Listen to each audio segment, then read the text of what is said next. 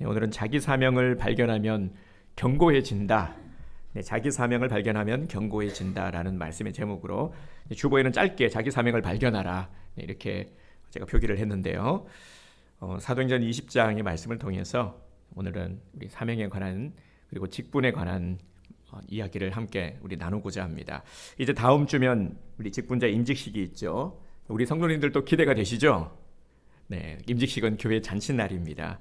풍성한 기쁨과 은혜가 넘쳐나는 임직식이 될 수 있도록 우리 함께 한 마음으로 우리 기도로 준비해 주시기 바랍니다. 한 명의 일꾼이 세워진다라는 것은 아주 특별한 의미를 지닙니다. 우리가 세례를 받음으로 참 그리스도인으로 새롭게 거듭나게 되는 것처럼 임직식을 통해서 믿음의 일꾼으로 새롭게 세워지게 되는 것입니다. 한 장로님이 크리스찬 투데이라는 이 크리스찬 신문에 기고를 한 칼럼입니다. 직분이라는 주제로 글을 주셨는데 기감에 되어서 소개해 드리도록 하겠습니다. 직분이란 교회를 지탱하는 뼈대와 같습니다. 아무리 순수한 성도라도 직분이 없다면 제각기 멋대로 하려는 인간의 본성으로 인해 온전히 교회를 세워나갈 수 없을 것입니다. 중약하고요. 직분은 계급이 아닙니다. 교회에서의 직분은 어떤 경우에도 계급이나 서열화로 인식되어서는 안 될 것입니다. 모든 직분은 상호관계 속에 놓여 있으며 모든 직분자들은 성도 간에 존재하는 유기적 관계 가운데 운영돼야 합니다. 사도 바울도 직분에 대한 고백을 했죠. 나를 능하게 하신 그리스도 예수 우리 주께 내가 감사함은 나를 충성되이 여겨 내게 직분을 맡기심이니. 아멘. 이 시간 오늘 함께 예배드리는 주님의 귀한 우리 모든 직분자들에게 주님의 이름으로 축복합니다. 참 귀한 것을 우리가 주님으로부터 받은 것이죠. 그래서 주님께서 주신 것들을 우리가 소홀히 여기지 않고 그 귀함을, 값어치를 알 때 우리에게는 더 큰 주님의 은혜가 부어질 것입니다. 그래서 그 은혜를 우리가 마땅히 누려야 될 그 은혜를 누리게 되는 우리 성도님이 되시기를 주님의 이름으로 축복합니다. 오늘 본문의 내용은 바울의 고별 설교인데요. 바울은 지금 예루살렘으로 가는 길에 밀레도에서 에베소의 장로들을 불러서 고별 설교를 하고 있습니다. 지금 이 상황을 조금 더 설명을 드리면은 왜 에베소에 있는 장로들을 불러서 설교를 하고 있는지 좀 말씀을 드리면요. 원래는 사도 바울이 오순절 전에 예루살렘으로 돌아가고자 하는 마음이 있어서 서둘러 가고 있었습니다. 근데 에베소 근처를 지나가게 되었는데 이 에베소는 바울이 좀 애착을 가지고 있는 곳이기도 했습니다. 3년 동안 사역을 하면서 함께한 성도들이 너무 보고 싶은데 에베소에 들를 시간이 없는 겁니다. 그래서 에베소의 장로들을 좀 오라 청한 것이죠. 바울은 지금 밀레도 항구에 있고 예루살렘으로 가고자 그리고 에베소 장로들을 오라 이제 요청한 것입니다. 본문은 바울이 밀레도에서 에베소 장로들을 만나서 전한 마지막 유언과도 같은 그런 설교입니다. 근데 이 설교가 굉장히 중요합니다. 왜 중요하냐면은 사도 바울의 메시지 가운데 유일하게 믿는 사람들을 대상으로 한 설교이기 때문입니다. 바울의 닉네임이 뭐냐면 이방인들의 사도입니다. 바울은 계속해서 전도 여행을 다니면서 불신자들을 상대로 복음을 전했고 또 설교를 했죠. 근데 오늘의 내용은 믿는 자들을 향한 메시지입니다. 굉장히 감동적이고 교훈적인 내용을 담고 있습니다. 바울의 설교가 끝나자마자 어떤 반응이 일어나냐면 막 어른들이 끌어안고 막 엉엉 펑펑 우는 그런 가슴 뭉클한 장면이 바로 오늘 본문의 내용입니다. 자, 그러면 바울은 이들에게 지금 무슨 메시지를 전하고 있습니까? 먼저는 자신이 예루살렘으로 가야 하는 이유를 밝히고 있습니다. 22절을 보겠습니다. 보라, 이제 나는 성령에 매여 예루살렘으로 가는데 거기서 무슨 일을 당할는지 알지 못하노라. 아멘. 바울은 성령에 매여 예루살렘으로 간다라는 것을 밝히고 있죠. 그러니까 예루살렘을 목적지로 삼은 것이 자기의 뜻이 아니라는 것이죠. 성령께서 자신을 예루살렘으로 끌고 간다 하는 것을 밝히는 것입니다. 이렇게 표현한 데는 또 이유가 있었습니다. 바울을 하면 이제 1차, 2차, 3차 이 3차에 걸친 전도 여행을 다녔죠. 3차 전도 여행을 마무리 짓기 위해서 고린도를 출발할 때 원래 계획은 흉년을 당한 예루살렘 교인에게 구제 헌금을 전해준 다음에 자신의 목회의 본거지인 수리아 안디옥으로 귀환하는 것이었습니다. 이제 나이도 있고 그리고 이제 3차 전도 여행을 이제 마치고 나서 마치 이제 은퇴를 하고 마지막에 거할 곳으로 수리아 안디옥을 선택하려고 한 것이었겠죠. 그의 계획을 따르자면은 예루살렘은 경유지이고 3차 전도 여행의 최종 목적지는 수리아 안디옥이었습니다. 이것이 원래 바울이 가진 계획이었습니다. 그런데 고린도를 출발한 바울은 마게도냐로 우회해서 에게를 건너 드로아를 거쳐 아소까지 이르는 동안에 3차 전도 여행의 최종 목적지는 예루살렘임을 말씀하셨습니다. 자신의 뜻에 따라서 경유지로 삼았던 예루살렘이 성령께서 작정하신 이 최종 목적지가 된 것이죠. 그 사실을 깨달은 즉시 바울은 자신의 뜻을 내려놓고 예루살렘을 3차 전도 여행의 목적지로 받아들였습니다. 그래서 바울은 이제 나는 성령에 매여 예루살렘으로 간다라고 고백한 것입니다. 바울은 성령에 매여 예루살렘에 가면서도 거기서 무슨 일을 당할는지 나는 알지 못한다라고 밝혔죠. 그러면 우리 생각에는 안 가면 되잖아요. 그죠? 왜 사서 고생을 하나? 안 가면 되지. 그런데 갈 수밖에 없다라는 겁니다. 성령에 매여 성령께서 이끄시니 말이죠. 자, 두 번째는 예루살렘에서 무슨 일이 일어날지도 알고 있다라고 고백합니다. 23절 오직 성령이 각성해서 내게 증언하여 결박과 환난이 나를 기다린다 하시니 아멘. 바울은 자신의 이 예루살렘행이 결박과 환난이 도사리는 길임을 알고 있었습니다. 바울의 어떤 예감이나 예측이 아니었죠. 바울이 고린도를 출발해서 베레아, 데살로니가, 빌립보, 네아폴리를 거쳐서 드로아에 이르기까지 각 성을 거칠 때마다 성령께서 계속해서 바울에게 증언해 주신 내용이었습니다. 여러 기도하는 사람들의 입술을 통해서 가면은 큰 환난을 당할 것이다. 가지 마라 했거든요. 그러면은 안 가면 되잖아요. 안 그렇습니까? 가면 고난이 있고 감옥에도 갇힐 것이고 그런데 왜 가는 걸까요? 이거 얼마나 무모한 겁니까? 그런데도 왜 결박과 환난이 기다리고 있는 예루살렘으로 가고자 하는 것일까요? 바울은 자신이 가야 하는 이유를 분명히 밝히고 있습니다. 24절을 우리 함께 한 목소리로 다시 한번 선포하도록 하겠습니다. 시작. 내가 달려갈 길과 주 예수께 받은 사명 곧 하나님의 은혜의 복음을 증언하는 일을 마치려 하면은 나의 생명조차 조금 더 귀한 것으로 여기지 아니하노라. 아멘. 이 말씀은 우리가 너무나도 잘 알고 있는 바울의 고백입니다. 바울은 결박과 환난이 도사린 예루살렘을 내가 달려갈 길이라 표현하고 있습니다. 내가 달려갈 길. 바울이 말한 이 달려갈 길이란 무슨 뜻일까요? 달려갈 길. 원문은 드로모스라는 이 단어를 쓰고 있는데요. 직역을 하면은 노정 이런 뜻입니다. 인생의 노정, 직무의 노정.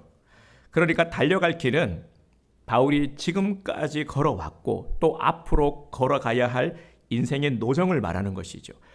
자신이 반드시 가야 할 인생의 노정을 말하는 것입니다. 바울 당시에는 오늘날과 같이 교통이 발달하지 않았습니다. 교통 운송 수단도 발달하지 않았죠. 뭐 전철도 없고 버스도 없죠. 그의 사역을 정리해 보니까 바울이 얼마만큼의 거리를 다녔냐면요. 16,000km라는 엄청난 거리를 다니면서 복음을 전하고 교회를 세웠습니다. 여러분 상상이 되십니까? 걸어서 16,000km가 된다는 거예요. 전도 여행을 다닌 그 거리를 이제 계산해 보면 말이죠. 정말 이 자동차가 없던 시대에 이만큼의 거리를 다녔다라는 것은 상상할 수 없는 거죠. 이것이 무엇을 말하는 겁니까? 복음의 생명을 걸었다라는 거죠. 바울은 자신이 왜 그 길을 걸어가야 하는지 그 까닭을 분명히 알고 있었던 겁니다. 바울은 자신이 가야 할 길을 달려갈 길이다라고 말한 이유는 주 예수께 받은 사명 때문입니다. 바울이 다메섹 도상에서 예수님을 만났죠. 만나고 나서는 자신의 사명이 무엇인지를 깨닫게 됩니다. 그것은 예수의 복음, 은혜의 복음을 증거하는 일입니다. 바울이 자신이 받은 사명이 그리스도께로부터 직접 받은 것이다 라는 이 사실에 대해서 굉장히 큰 자긍심을 가지고 있었습니다. 이 자긍심은 사명감으로 연결이 되어서 복음 사역에 있어서의 이 원동력이 된 것이죠. 또한 바울은 자신의 사명을 감당하기 위해서 무엇을 결심했습니까? 바울은 주님께서 자신에게 부여해 주신 이 복음 증거의 사명을 완수하기 위해서 자기 생명을 걸었습니다. 그 24절 하반절을 보면 나의 생명조차 조금 더 귀한 것으로 여기지 아니하노라 했습니다. 여러분, 생명은 몇 개입니까? 하나밖에 없는 것이죠. 하나밖에 없기 때문에 참으로 귀한 것입니다. 그래서 누구나 생명을 아까워합니다. 죽음의 위협이 오면 움츠려들게 되고 두려워할 수밖에 없는 이유가 여기 있죠. 하나밖에 없는 거니까요. 그런데 하나밖에 없는 이 생명을 바울은 조금 더 아까워하지 않았습니다. 자신의 생명보다 더 귀중한 것을 발견했기 때문이죠. 여러분, 누가 행복한 사람일까요? 자신의 생명을 바칠 만한 것을 발견한 사람, 그 가치를 알고 거기에 열정을 쏟아부을 수 있는 사람이 행복한 사람 아닐까요? 생명조차 귀한 것으로 여기지 않는다라는 것은 나머지 것은 언급할 필요조차 없다라는 거죠. 이런 심정이었기 때문에 고난인 줄 알면서도 예루살렘 길을 피하려 하지 않았습니다. 오늘 본문이 우리에게 주시는 분명한 메시지가 있습니다. 하나님께서 오늘 우리를 부르셨다라는 이 사실을 우리는 먼저 깨달아야 합니다. 오늘 이 자리에 예배드리고 있는 우리 성도님들 한 분 한 분은 다 하나님께서 부르신 분들이죠. 여러분 믿으십니까? 하나님께서 나를 부르셨음을 믿으십니까? 이것이 굉장히 중요한 겁니다. 하나님께서 나를 부르셨다. 우주 만물을 창조하신 하나님께서 나를 만드시고 오늘 나를 세상 가운데로 부르셨다라는 것, 여기에서부터 우리가 사명이 시작이 되는 것이죠. 하나님께서 부르셨는데 왜? 뜻이 있기 때문에 이것을 깨닫는 것에서부터 사명이 시작이 되는 것입니다. 이유 없이 오늘 이 자리에 존재하는 분들은 안 계실 겁니다. 다 하나님의 뜻에 따라서 그 부르심을 따라 오늘 우리가 이 자리에 있는 것이죠. 나를 부르신 하나님은 내게 할 일, 사명을 주셨습니다. 그러므로 우리에게 가장 중요한 것은 이 뜻을 깨닫는 것, 사명을 발견하는 것입니다. 내가 왜 사는지, 무엇을 위해 사는지를 분명히 깨닫는 것, 이게 사명인 것이죠. 자기 사명을 발견한 사람은 흔들림이 없습니다. 방황하지 않습니다. 표대를 향해 이 사명을 감당하기 위해 흔들림 없이 나아갈 수 있는 것입니다. 자신감 있게 말이죠. 사랑하는 성도 여러분, 지금 나는 무엇을 위해 살아가고 있습니까? 내 삶의 목적은 무엇입니까? 오늘 말씀을 통해서 나를 한번 돌아보기 원합니다. 하나님은 분명한 목적을 가지고 오늘 우리를 보내셨습니다. 그리고 우리에게 사명을 주셨습니다. 이 사명이라는 단어가 영어로는 미션이라는 단어를 쓰는데요. 이 미션이 라틴어 미시오에서 나온 단어입니다. 보내다, 직무와 직분을 맡기다, 이런 뜻입니다. 보내다, 직무와 직분을 맡기다. 합치면은 완벽한 뜻이 될 것 같습니다. 이 직분과 직무를 맡겨서 보내는 것, 이게 미션이죠. 여러분, 사명을 받지 못한 사람은 한 사람도 없습니다. 네, 동의하지 못하는 얼굴들이 긴가민가한 분들이 보이는 것 같기도 합니다. 나는 잘 모르겠는데 하시는 분들이 계실지 모르겠습니다. 네, 단지 발견하지 못했을 뿐이죠. 바울은 그리스도를 만난 이후에 사명을 발견했습니다. 바울은 그리스도를 만난 이전과 이후가 완전히 다르죠. 하나님께서 왜 바울을 딱 집어 부르셨을까? 선택하셨을까? 많은 사람들이 있는데 말이죠.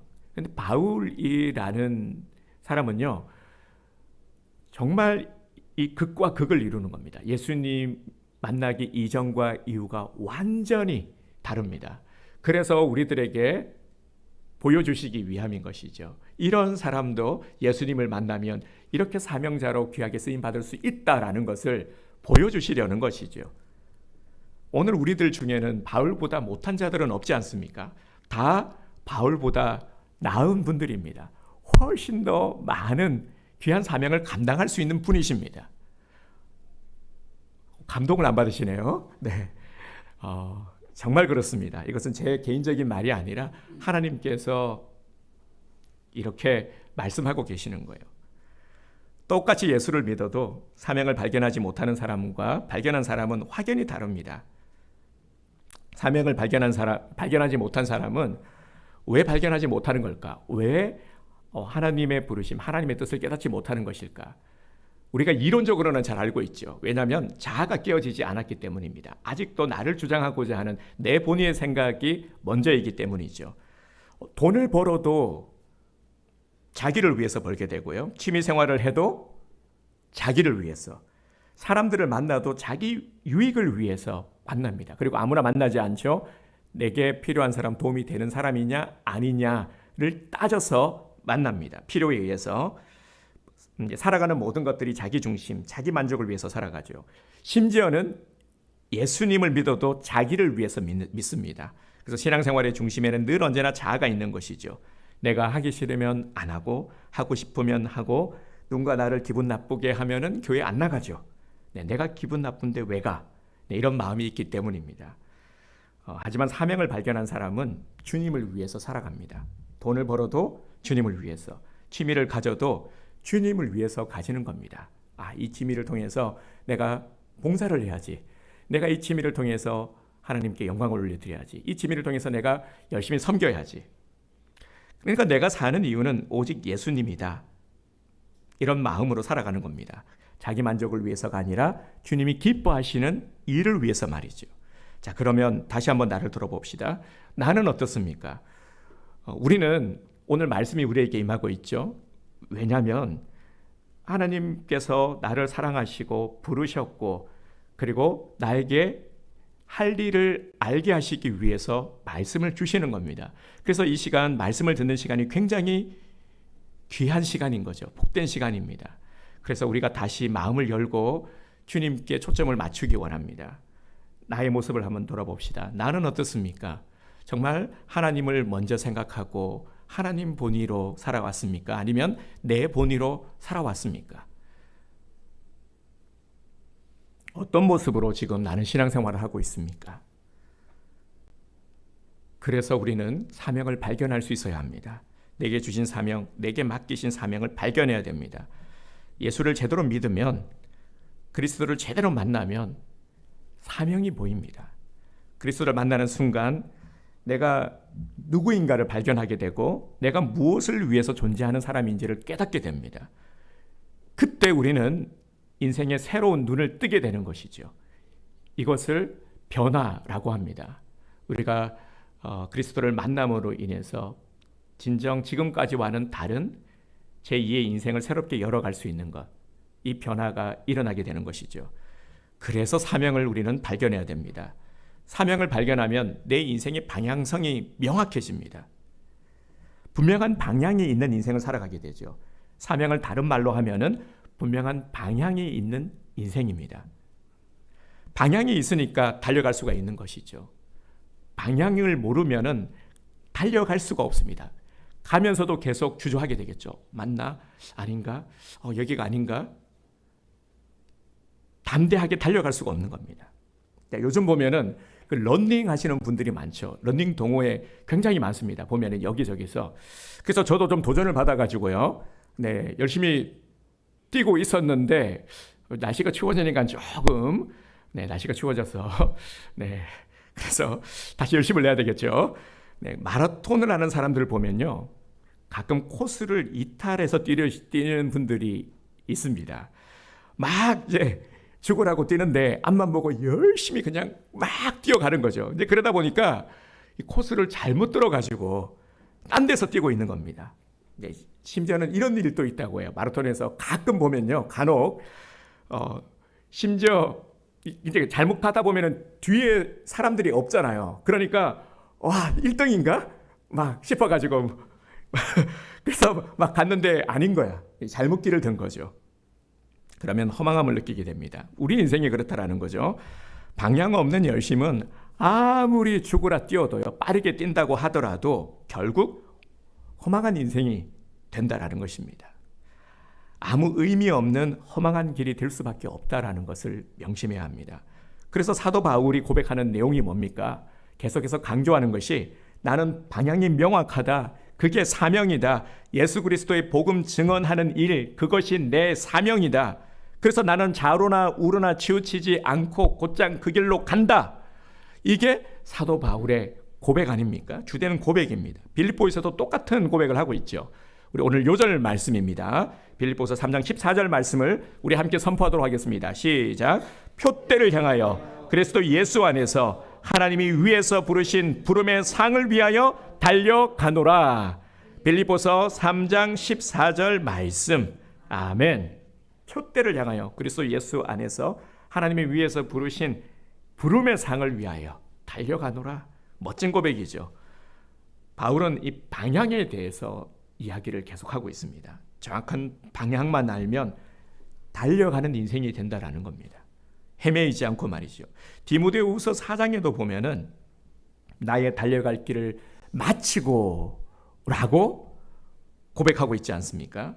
그래서 계속 이 방향과 달려감에 대해서 이야기하고 있죠. 그리고 마지막에도 나는 나의 달려갈 길을 마치고. 오늘 우리가 꼭 붙들어야 할 것이 바로 이겁니다. 가장 의미 있는 인생, 아름다운 인생은 표대가 있는 인생이라는 것입니다. 이 표대가 중요한 것이죠. 방향이 있는 인생, 사명이 있는 인생이라는 것입니다. 이걸 붙들어야 흔들림이 없는 것입니다. 그동안 이런저런 흔들림, 방황, 뭐 여러 가지 상황 속에서요, 그런 것들을 경험하신 분들이라면은 지금이라도 이 표대를 명확하게 붙드셔야 되는 것입니다. 그런데 사명이 없으면 어떤 일이 벌어집니까? 방금 말씀을 드렸지만 계속 흔들릴 수밖에 없는 겁니다. 방황할 수밖에 없는 것이죠. 누가 자꾸 우리를 흔드냐면 우리를 흔드는 세력이 있어요. 누구죠, 여러분? 그 악의 무리는 바로 사탄 마귀입니다. 사탄이 잘하는 것이 뭔지 아세요? 우리의 생각을 자꾸 뒤집어 놓는 겁니다. 요한복음 13장 2절을 보면은 가룟 유다 이야기가 나오는데, 제가 마귀가 가룟 유다에게 예수를 팔 생각을 집어 넣었다라고 말씀하고 있거든요. 그러니까 가룟 유다에게 사단이 자신의 생각을 집어 넣은 겁니다. 기가 막히죠, 그죠? 정말 기발하지 않습니까? 예수 팔 생각, 이게 가룟 유다의 생각이었을까요? 사단 마귀의 생각이었을까요? 사단의 생각인 거죠. 감히 가룟 유다가 어떻게 예수님을 팔 생각을 했겠어요? 그죠? 예수님의 제자였잖아요. 우리도 이해가 안 되잖아요. 그래서 가룟 유다를 보면서 되게 가룟 유다를 보면서 시험에 드시는 분들이 많으세요. 아니, 예수님의 제자인데 예수님의 제자가 어떻게 이럴 수가 있지? 네, 그럴 수 있다라는 거예요. 사단 마귀가 자기 생각을 집어넣으니까. 이걸 또 다른 말로 미혹이라고 하죠. 그래서 우리도 보면은 이제 주변에서 정말 신앙생활 잘하는데 갑자기 막 뜬금없는 어떤 그런 시험에 든다거나 그런 이제 행동을 하시는 분들이 있죠. 왜 그럴까? 생각을 집어넣으니까요. 마귀가 집어넣는 것이죠. 그리고 그 생각을 받아들였기 때문에 행동으로 옮겨지는 것입니다. 네. 우리는 누구나 연약합니다. 죄성이 있기 때문에. 그래서 미혹되기가 참 쉽습니다. 그래서 항상 우리는 깨어 있어야 되고요. 근신하여 기도해야 되는 겁니다. 안 그러면은 생각을 집어넣으니까요. 자, 우리 성도님들도 보면은 가끔 이런 말씀을 하시는 분들이 계십니다. 정말 많이 듣는 이야기들이 뭐냐면, 어떤 일에 앞서서 생각 좀 해볼게요. 생각 좀 해볼게요. 제가 먼저 좀 생각을 좀 해볼게요. 그리고 제가 알아서 할게요. 제가 알아서 할 테니까 조금 시간을 주세요. 이런 말들을 많이 하십니다. 근데 생각을 잘하고 결정을 잘하면 좋을 텐데 대다수는 그렇지 않습니다. 그 생각 가운데 사단 마귀가 뭘 한다고요? 자기 생각을 집어넣는 겁니다. 그래서 어떤 결정을 함에 있어서도 항상 드리는 말씀이 기도하셨습니까? 충분히 기도하고 결정하세요.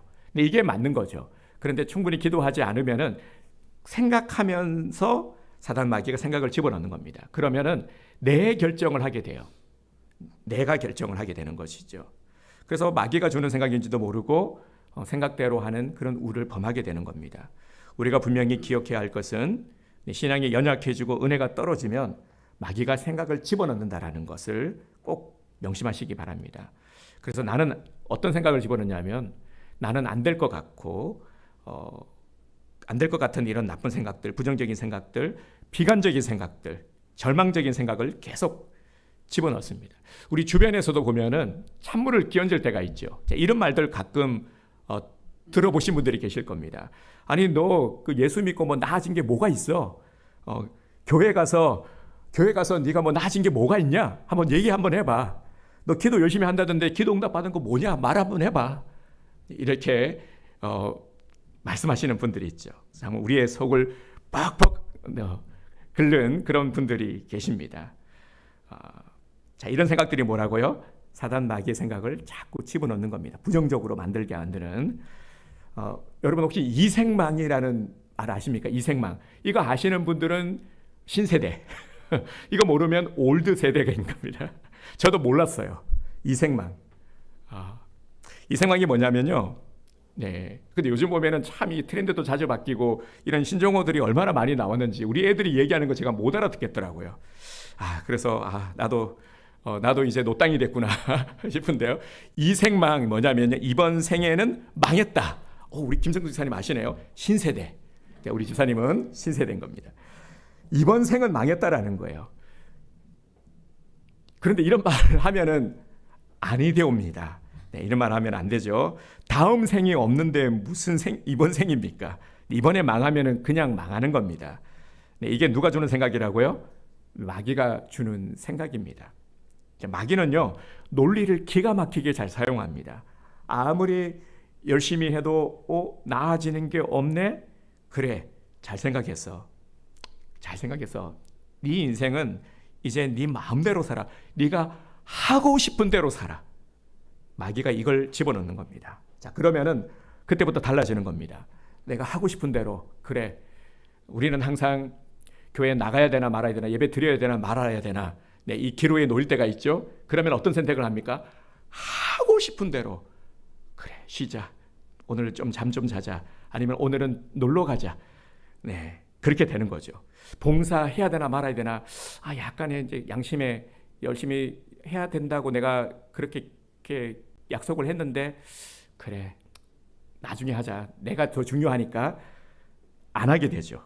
네, 그리고 헌신은 헌시작처럼 버리게 되는 겁니다. 나중에 정신 차리고 보니까 이제 망가지고 무너진 것이죠. 물론 늦게라도 정신을 차리면 회개하고 남은 시간이라도 의미 있게 살 수 있겠지만 영영 돌이킬 수 없다라는 것을 알아야 합니다. 영혼은 구원받아도 하나님께 한 일이 하나도 없는, 정말 열매 없는 부끄러운 인생을 살게 되는 것이죠. 자, 여러분, 우리 인생은 짧습니다. 하고 싶은 것 다 하면서 살 수 있을 만큼 그리 길지 않습니다. 무엇을 해야 된다고요? 자기 사명. 그래서 분명한 자기 사명을 발견해야 하는 것입니다. 사명을 썩히지 말고, 녹슬게 하지 말고, 땅에 묻어놓지 말고, 사명을 우리는 잘 감당해 나가야 하는 것입니다. 이 사명을 발견하게 되면은 내가 삶을 바라보는 눈, 이 해석이 완전히 달라지게 됩니다. 방누가 선교사님이라고 이제 계셨는데요. 이분이 지금 이제 세상을 떠나셨는데 몇 해 전 기독교 영화로도 나왔죠. 이분이 의사이신데 필리핀에서 선교사로 선교를 하셨습니다. 그곳에서 버스를 한 대 샀는데요. 동남아는 차가 무지 비쌉니다. 그래서 우리도 보면은 중고차 업자들이 그 동남아로 많이 수출을 하지 않습니까? 엄청 비싸요. 이 버스를 사서 개조를 한 겁니다. 거기에 의학 어떤 그런 시설을 넣고 약품을 다 넣은 거죠. 수술할 수 있는 그런 장비까지도 다 마련을 한 겁니다.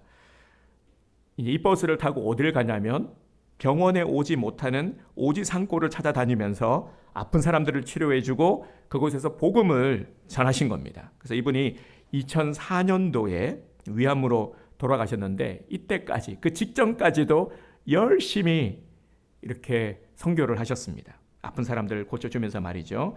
자신도 암에 걸려서 고통 가운데 있었는데 그런데 돌아가실 때까지 그 일을 한 거예요. 자기도 아픈데 말이죠. 암투병을 하고 있는데 그런데 그분의 기도 가운데 잊을 수 없는 한 대목이 있습니다. 하나님, 죽는 순간까지 아프기에 더 사랑하게, 아니 제가 아플수록 더 사랑하게 하소서. 아멘. 이것이 사명을 가진 자가 보는 이 세상이죠. 아픔을 원망으로 보지 않는 것입니다. 자기도 암에 걸렸잖아요. 그런데 원망할 법도 한데 원망하지 않는 겁니다. 아프기 때문에 다른 사람의 아픔을 받아들일 수가 있는 것, 헤아릴 수가 있는 것이죠. 그들을 진정으로 위로할 수가 있는 것입니다. 그래서 자신의 시간, 물질, 정성을 들여서 그들을 위해서 자신의 모든 것을 내어주는 삶을 살 수 있었던 것입니다. 이것이 바로 사명을 가진 자의 모습이죠. 이것이 바울의 모습 아닙니까? 오늘 우리들 중에도요, 이런 분들이 계실 겁니다. 우리들 중에 나는 돈이 없어요. 가진 것이 없어요. 정말 힘들어요. 그래서 지금까지 많이 피해 오셨죠. 주저하기도 하셨고, 그리고 또 우리들 중에는 내가 하고 싶은 대로 살아야 되겠다. 그렇게 생각하면서 살아오신 분들도 계실 겁니다. 그런데 이런 모습은 세상 사람들, 정말 예수님을 믿지 않는 사람들의 모습과 다를 바가 없는 삶의 모습인 겁니다. 그래서 사명을 가진 자는 달라야 하는 것이죠. 우리가 보는 것도 달라야 하고 생각하는 것도 달라야 하고 행동하는 것도 달라야 합니다. 왜냐하면 사명이 있기 때문입니다. 다시 정리를 해보겠습니다. 사명을 발견하면 방향성이 명확해집니다. 우리가 가야 할 길이 선명히 보이게 되는 것이죠. 하지만 사명을 잃어버리면 방향성을 잃어버리니까 방황하게 되는 겁니다. 송두리째 내 삶이 흔들리게 되는 것이죠. 하지만 사명을 발견하게 되면 달라집니다. 여러분, 무엇이 사명일까요? 계속해서 우리는 사명을 이야기하고 있는데 이렇게 생각을 하시면 됩니다. 내게 주어진 복, 하나님의 복이라고 여기는 것이 사명입니다. 창세기 12장에 보면은 아브라함에게 하나님께서 말씀하시죠. 너는 복이 될지라. 그래서 아브라함을 복의 근원, 복의 아버지라고 부르기도 하지 않습니까? 그런데 아브라함에게 주신 이 복은요, 개인의 복으로 끝난 것이 아니라 민족에게로 연결이 되는 겁니다. 그래서 아브라함이 복의 근원이 되었던 것이죠. 복을 주셨다면은 그 복이 바로 사명인 것입니다. 물질의 복이 주어졌어요. 그러면은 이제 물질을 통해서 섬기는 것이 사명이 될 수 있는 것이죠. 또 내가 다른 사람들보다 잘하는 게 있다면, 특별히 또 잘하는 게 있다면은 그게 사명이 되는 것입니다. 복음을 먼저 깨달았다면 그것이 내게 사명이 되는 것이죠. 내게 능력을 주셨다면 그 능력이, 재능이 사명이 되는 것입니다. 이런 분들도 계세요.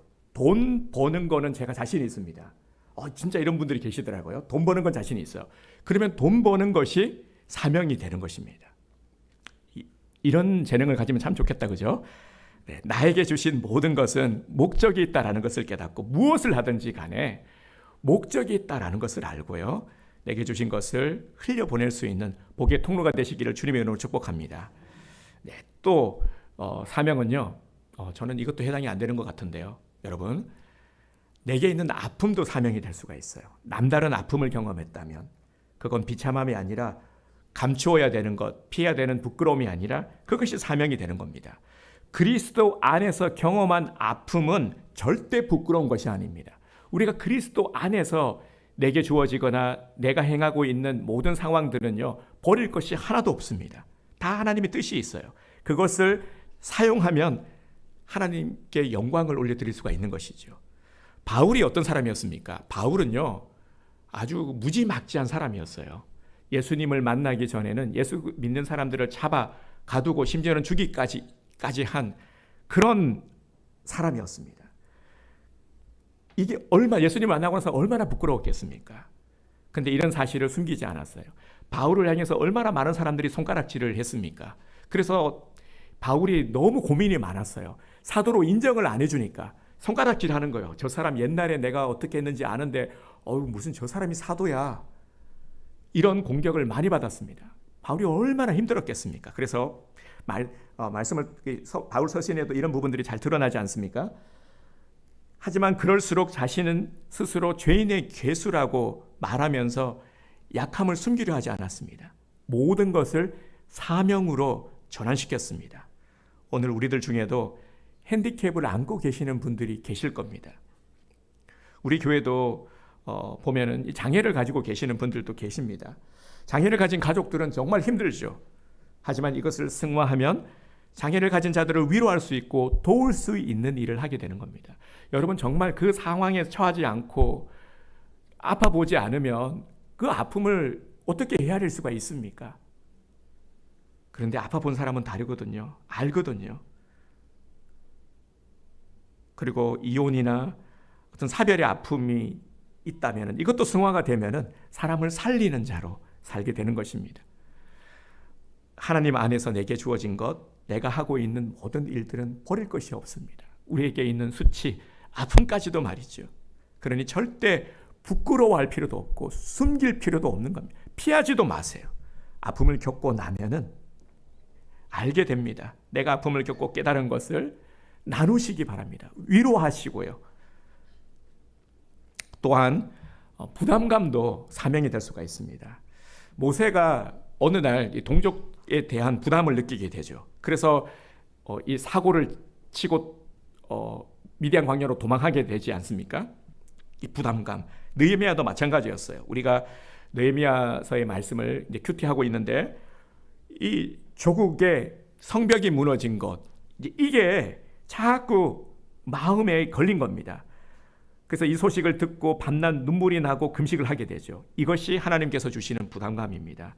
그래서 어떤 분들 보면은요, 청소년들을 보면은 막 이 가슴이 뛴다고 해요. 그래서 열심히 주일학교를 섬기는 분들도 계시고요. 또 미혼모만 보면은 이 마음에 부담감이 생긴다고요. 또 장애인들을 보면은 부담감이 생기고 달려가시는 분들이 계십니다. 그래서 헌신할 수가 있는 거예요. 바로 이것이 하나님의 부르심인 것이죠. 여기에 응답하는 삶이 바로 사명을 가진 자의 삶인 것입니다. 오늘 우리 모두는 다 하나님의 계획함이 있습니다. 각자 다 있어요. 그것을 찾는, 이 보물을 찾는 이 즐거움을 맛보시기 바랍니다. 하나님의 사람인 우리들은 사명의 자리에 있을 때 가장 아름답습니다. 우리 모두는 다 아름다운 삶을 살기 원하고 행복한 삶을 살기 원하지 않습니까? 그런데 헤매이고 있어요. 행복을 다른 것에서 찾고 결국 행복을 찾지 못하고 허망함을 맛보게 되는 것이죠. 오늘 우리들에게 주님은 물으십니다. 태초의 사람 아담에게 하나님께서 물으셨죠. 아담아, 네가 어디에 있느냐? 동일하게 우리들에게 물으십니다. 네가 어디에 있느냐? 있어야 될 자리에 있어야 하는 것이죠. 있어야 될 자리에 있지 못하니까 주님께서 확인하시는 겁니다. 엉뚱한 자리에 있으면 안 되는 겁니다. 사명의 자리에 있는 것이 가장 안전하고 행복한 자리입니다. 우리 다음 주일은 직분 임직식이 있습니다. 교회 직분은 사람이 아니라 하나님이 주시는 것입니다. 하나님의 일을 맡은 자, 직분자이죠. 하나님의 일을 맡았기에 이것이 너무나도 값지고 복된 것입니다. 물론 약간의 부담은 있을 수 있지만 전혀 없을 수는 없죠. 하지만 이것을 믿음으로 감당할 때에 이것이 내게 복이 되는 것입니다. 교회를 섬기라고 주신 복된 선물인 것이죠. 제가 누누이 말씀을 드리지만 교회는 섬김의 판을 깔아주는 것입니다. 그래서 각자 주어진 달란트, 은사를 잘 써먹을 수 있도록 판을 깔아주는 것이죠. 왜냐하면 판을 잘 깔아줘야 열심히 헌신을 해야 하나님의 복을 받기 때문에 보람도 느끼게 되고 의미도 알게 되고 방황하지 않게 되고 표대를 향해 열심히 달려갈 수 있는 활력을 가지기 때문입니다. 네, 특별히 이번에 임직하시는 분들은 더 열심을 내기를 주님의 이름으로 축복합니다. 마치 한 달란트 받은 자처럼 행동한다면, 한 달란트 받은 자가 어떻게 했습니까? 귀히 여기지 못했어요. 나는 이 뭐냐 나한테는. 저 사람은 5달란트 주는데 이게 뭐냐 비교하고 그냥 묻어버렸죠. 하찮게 여겼던 거예요. 그러면 어떻게 되겠습니까? 책망을 받습니다. 악하고 게으른 종이라 책망을 받게 되죠. 하지만 열심히 남긴 다른 종들은 어떤 칭찬을 들었습니까? 잘하였도다 착하고 충성된 종아 라는 칭찬을 들었죠. 이제 내 사명을 붙들고 살아갑시다. 우리 다시 한번 요절 말씀을 우리 함께 선포하며 우리의 다짐을 주님 앞에 약속드리도록 하겠습니다. 시작. 표대를 향하여 그리스도 예수 안에서 하나님이 위에서 부르신 부름의 상을 위하여 달려가노라. 빌립보서 3장 14절 말씀. 아멘. 네, 여러분 이 바울의 고백이 오늘 나의 고백으로 삼으시기를 주님의 이름으로 축복합니다. 네, 사명을 멈추지 말고 끝까지 하나님이 주신 사명을 다할 때까지 뛰어서 가장 아름답고 복된 인생의 발자취를 남기는 우리 온누리교회 성도님들이 되시기를 주님의 이름으로 축복합니다.